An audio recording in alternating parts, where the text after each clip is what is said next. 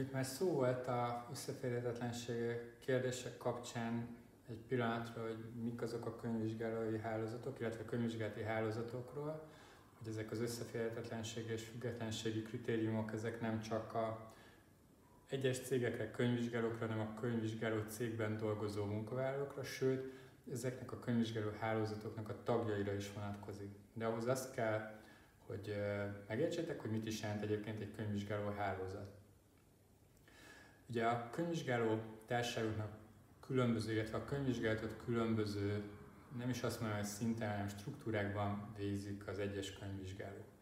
Ezek közül talán az egyik legegyszerűbb, amivel akár többen találkozhatok, hogyha van egy egyszemélyes könyvvizsgáló, magánszemélyként, asszisztencia nélkül, egyedül könyvvizsgál társaságokat, és minden egyes részfeladatot saját maga lát el. Ugye ez a legegyszerűbb struktúrája egy könyvvizsgálat végrehajtásának, ott nem dolgoznak asszisztensek,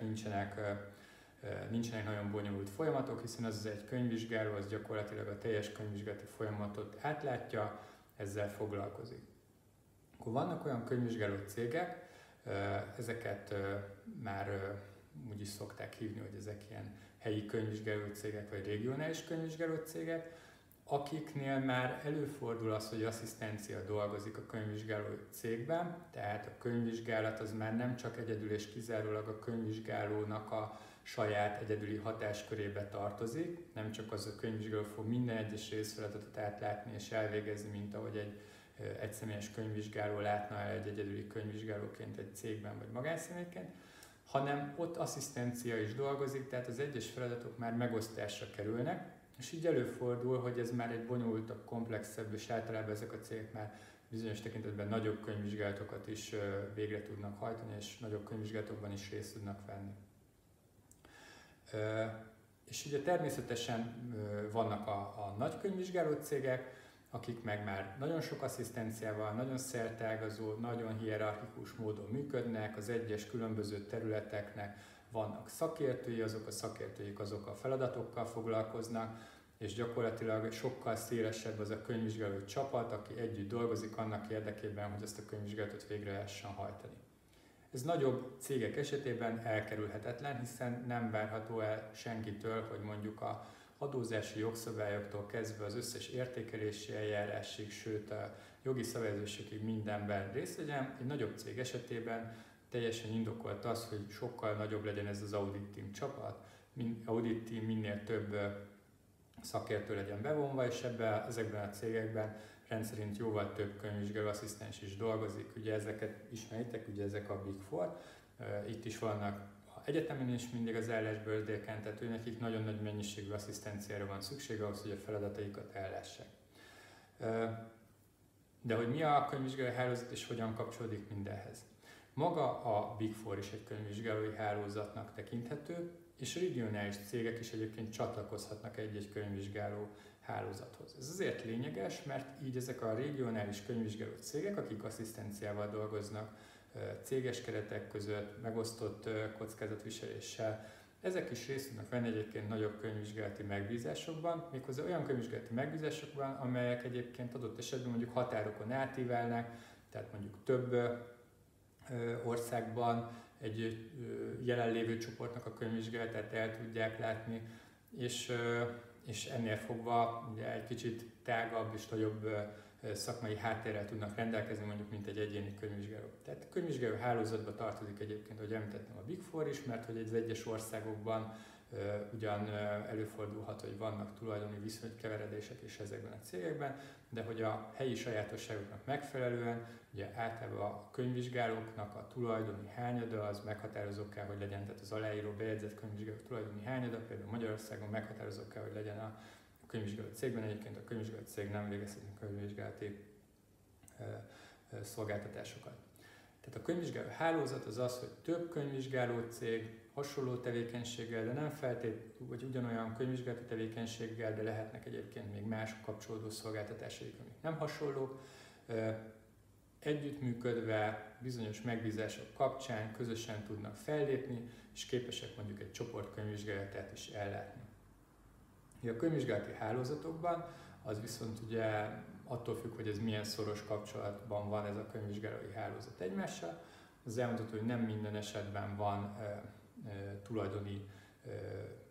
tehát közös tulajdonlás mondjuk, nem minden esetben történik az meg, hogy a könyvvizsgáló, a helyi könyvvizsgáló cégben valamilyen tulajdona lenne a hálózatnak, vagy a hálózat valamelyik kijelölt tagjának, hanem ezekben a cégekben általában lokális tulajdonlás van, viszont valamilyen együttműködés, valamilyen szigorú együttműködés ezek a cégek között előfordul. Ezekben a hálózatokban például az egyik ilyen legsűrűbben előforduló közös együttműködés az, hogy mondjuk egy közös minőségbiztosítási rendszert üzemeltetnek, ezeket felügyelik, bizonyos eljárásokat, könyvvizsgáló szoftvereket közösen alkalmaznak, alakítottak ki, és együttműködnek ugye természetesen ezeknek a csoportos, tehát azoknak az egyes cégcsoportoknak a könyvvizsgálatában. Tehát, hogy egy hálózat így néz ki, és azért lényeges a hálózatokról beszélni, mert amikor függetlenség, összeférhetetlenség kérdésköre felmerül, akkor ugye a teljes, nem csak egy cégre vonatkozóan, hanem a teljes hálózatra vonatkozóan fel kell mérniük egy könyvvizsgáló hálózatnak, hogy ez az összeférhetetlenség vagy függetlenség fennáll. És ez egy nagyon nehéz és egy bonyolult feladat, de szerencsére a technikának ez egyre jobban és könnyebben kivitelezhető. Tehát egy megbízás elfogadása előtt mondjuk egy könyvvizsgálónak meg kell győződni arról, hogy a hálózat, hogy a saját cégen belül egyébként fennállnak a függetlenségre vonatkozó követelmények, illetve a hálózat más tagjai sem veszélyeztetik ezt a függetlenséget, és erről neki valamilyen módon meg kell győződni. Ez úgy történik például akár a saját esetemben, hogy van egy olyan közös adatbázis, amit a könyvvizsgáló hálózatunk üzemeltet, ahol az egyes könyvvizsgálati megbízások és nem bizonyosságot nyújtó könyvvizsgálatokról, megbízásokról egy adatbázist épített a könyvvizsgáló hálózat, és mielőtt elfogadnánk mi egy könyvvizsgálatot, ebben az adatbázisban ellenőriznünk kell, hogy a hálózatnak a más tagjai nyújtanak-e ennek az ügyfélnek bármilyen szakmai szolgáltatást, és hogyha igen, akkor az hatással van-e mi tevékenységünkre, a függetlenségünket bármilyen módon veszélyeztetheti, és hogy korábban beszéltem róla, tudunk-e biztosítékot alkalmazni ilyen esetben, vagy egyszerűen összeférhetetlenné válik maga a tevékenység. És arra a példára visszatérve, amikor mondjuk a könyvelési tevékenységet a könyvvizsgáló nem végezheti el ugyanannak a cégnek, mint amit könyvel,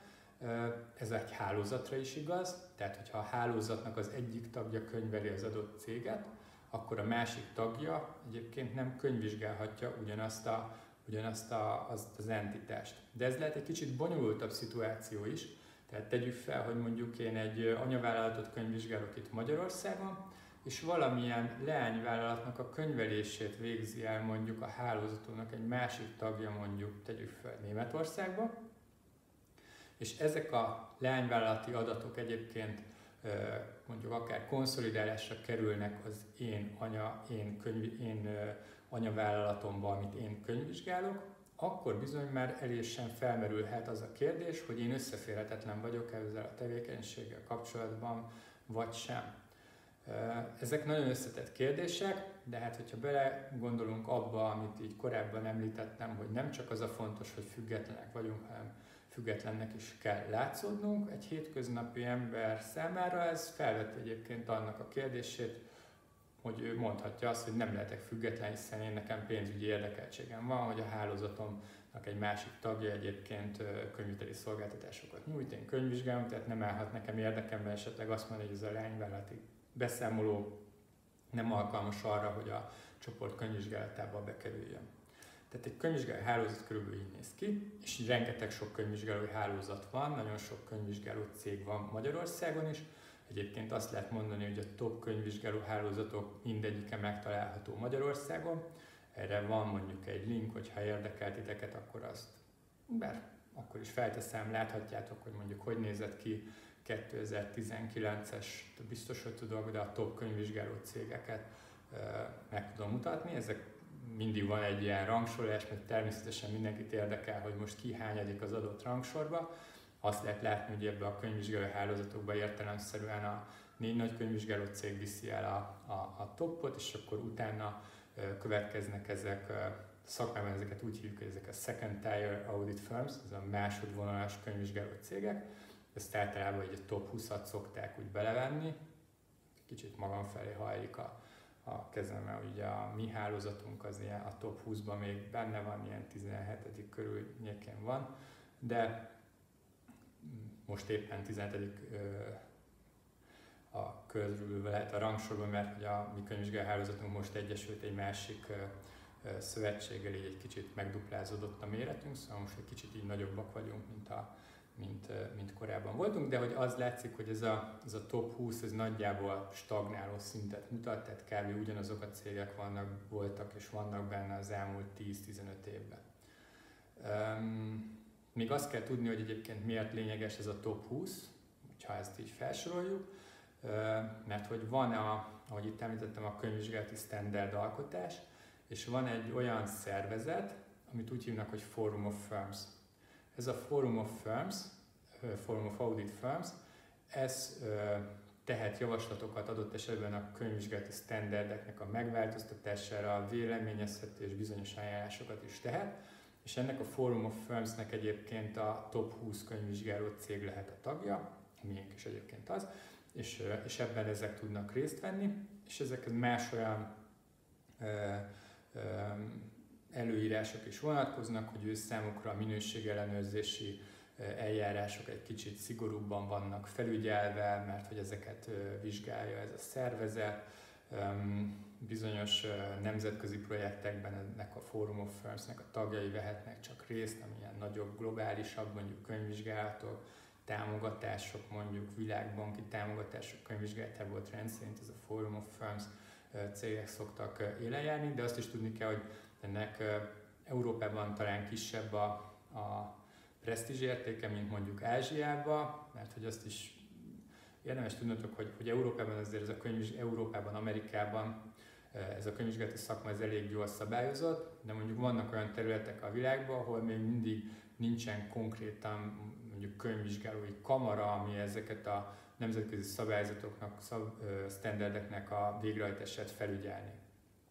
Tehát ezek az országok csak és kizárólag működő könyvvizsgálók csak és kizárólag úgy tudnak megfelelni a standardeknek, hogy ezektől a hálózatoktól megfelelő információkat, eljárásokat, útmutatásokat kapnak, hogy hogyan kell könyvvizsgálni, mert más nincs, aki ott elmondja nekik. Tehát így néznek ki mondjuk a könyvvizsgálói hálózatok.